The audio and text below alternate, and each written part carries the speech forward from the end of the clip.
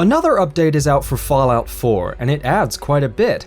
Currently available for PC users through Steam's beta program, Patch 1.4 adds new settlement items, like metal and wood door variants, new signs, abstract and portrait paintings, and even Super Mutant and Raider themes clutter, like meat bags, cages, tents, etc. The patch also fixes general performance, and several bugs like Calvin Whitaker disappearing in Vault 81, keycards not spawning in Vault 85, the Pip-Boy turning invisible while swimming, etc. Several perks have also been fixed. For example, the combined damage bonus from Ninja and Sandman has been fixed. The Scrounger perk will also net you more common ammunition types. Check out the full list of patch notes on the screen.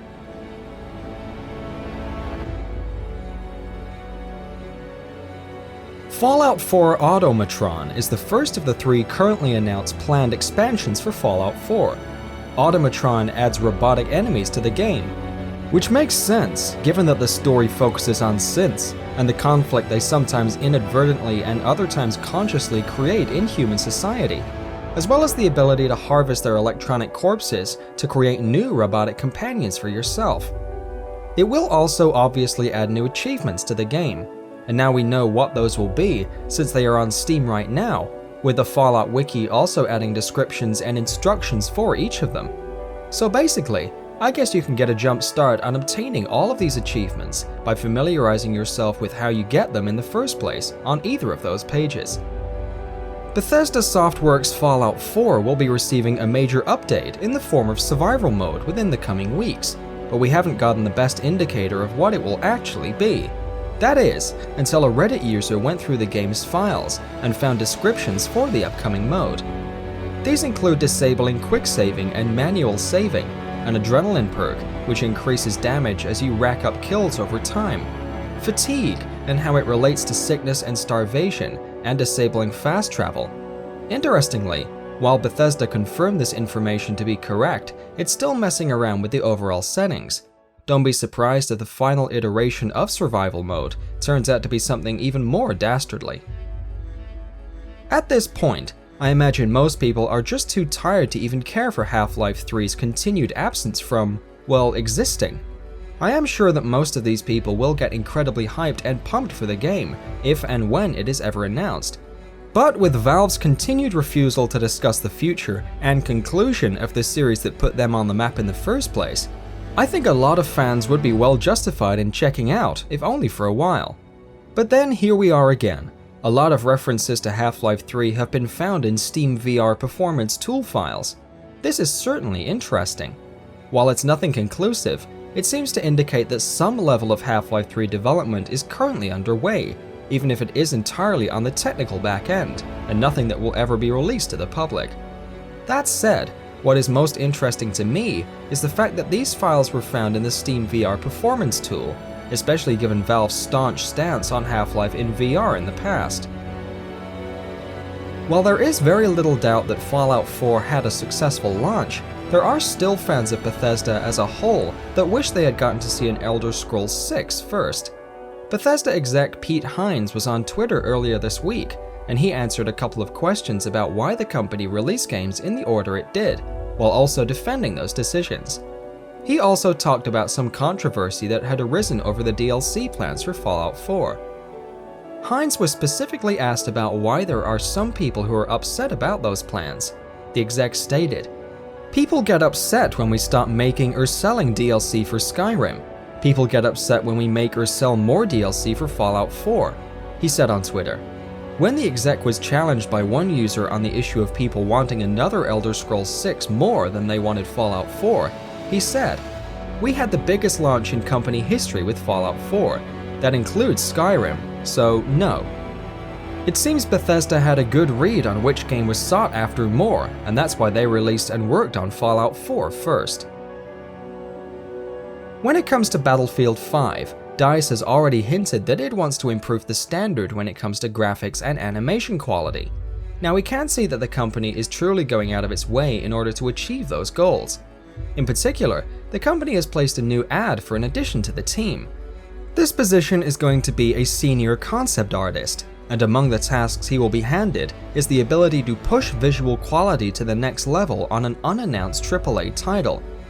As is the case with most of these job listings, DICE isn't being specific about which particular game this senior concept artist is being hired for, but the fact that it is for an unannounced AAA title seems to certainly hint it will be the next Battlefield. If it is indeed that game that the artist is aimed at, it seems likely this game is going to look as good as any we've seen in this genre. Infinity Ward and Activision have had quite a bit of success with the launch of the Call of Duty Black Ops 3 multiplayer starter pack on Steam. One has to wonder if this might be a new trend in the franchise, and specifically whether or not and how often we might see the feature with the next iteration in the series. It's pretty easy to tell just why these starter packs are popular. These pared down modes are certainly less expensive than the full game, rating out at around $14.99 compared to $59.99. There are also plenty of Call of Duty players that don't have any interest in playing a full campaign mode. They buy these games just so they can get online in order to play and shoot at other players. There is of course the fine line that while most players in this franchise are not going to be happy if they don't at least have the option of playing a campaign.